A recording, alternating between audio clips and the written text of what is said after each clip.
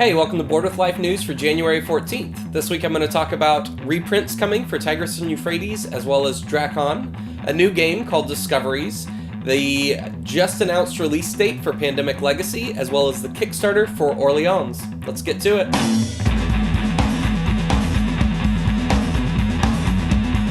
Hey, I'm Chris. Welcome to Board with Life News. We are back. Obviously, we're back. I'm here talking to you. You're watching this. But we are back from our holiday break. We released a video right at the beginning of the new year that was Donald, Nikki, and I talking about our favorite games of 2014, so you can definitely go check that out if you're interested. Yesterday we released a new bit for La Isla. We have the D&D podcast is back up and running. We just released the 12th episode on our iTunes channel, podcast, whatever thing, and we'll release it tomorrow on the YouTube channel if you like to listen to it that way. Just a quick refresher, and in case you're new, the way things work here is almost every single Wednesday we have news, which is what you're watching now. That's news in the board game world, new releases, all that kind of stuff. Every other Tuesday we release usually a bit, which are short comedic sketches about board games. Sometimes those are Let's Play videos, things like that. So every other Tuesday you get like a different sort of video, and every Thursday you get a video version of the podcast, which is just basically the audio of the podcast, if you like to listen to that here. We also do other things now and again, but that's the general gist of how the channel works and the bulk of what you're doing.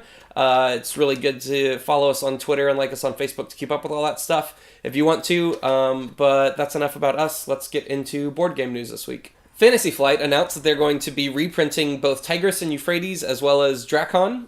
Tigris and Euphrates is going to be the first game in their new Euro Classics line, which is kind of weird because Fantasy Flight is, known more for thematic and Ameritrash games than Euro games, and they just merged with Asmodee, so you would think that they would just have Asmodee take any Euro games they were going to do, but they're not. As Fantasy Flight does, they're replacing a bunch of the wooden bits from the other versions of Tigris and Euphrates, and now they're going to be plastic molded components like they like to do.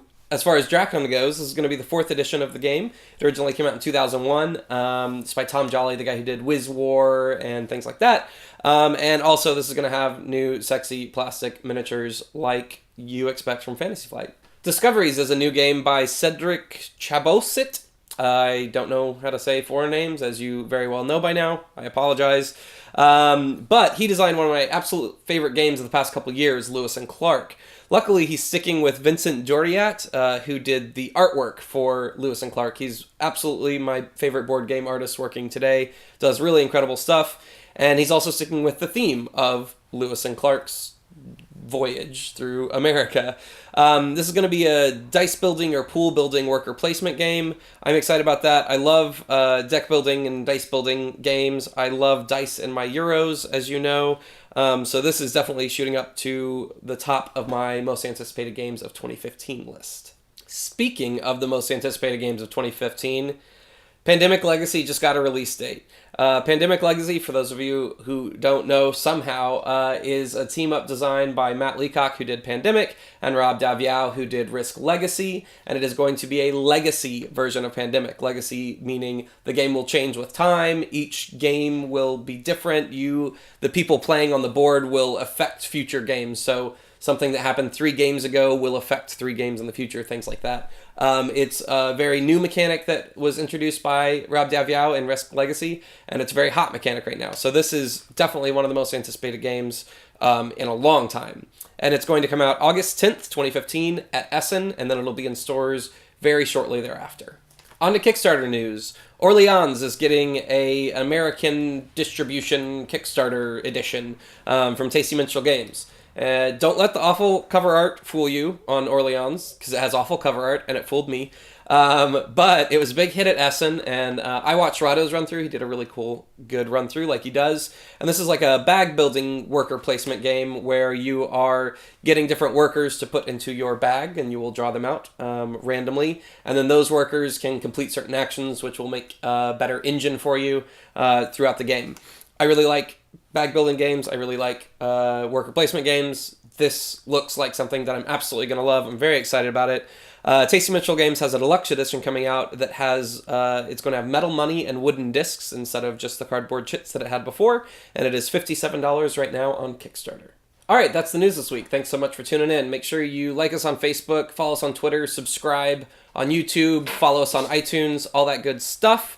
This week's question comes from @MichaelDHM via Twitter, and he asks, are any Bored with Lifers taking up on one of the New Year's gaming resolutions out there, like 51 and 15, or the 10 by 10 in 2015 challenge? Yes, the answer is yes. I am doing the 51 and 15 challenge, which is to play 51 unique tabletop games in 2015. And then I know Donald is going to try to do the 10 by 10 in 2015 challenge. The 10 by 10 challenge, I actually think is a better challenge than the 51 and 15 challenge. Unfortunately, I don't have a group that I think I could ensure that I would get that done in. And that is you're trying to play 10 different games at least 10 times each in 1 year. I think a lot of us get caught up in the cult of the new. I certainly do, where we only play a game a couple of times and then just move on to the next thing, where board games are actually better oftentimes the more you play them, and they go deeper and there's more strategies, and you really can't, fully embrace and enjoy a game the first time you play it. So it's just in an effort to get better at playing the games we have instead of just always playing the new hot games. So Donald's doing that because he has a wife that plays board games, so it's easier for him to guarantee that, whereas I don't want to make my whole group have to play the same game over and over if they all don't want to do that. But anyways, that's the news for this week. Thanks for tuning in, and I will see you next week.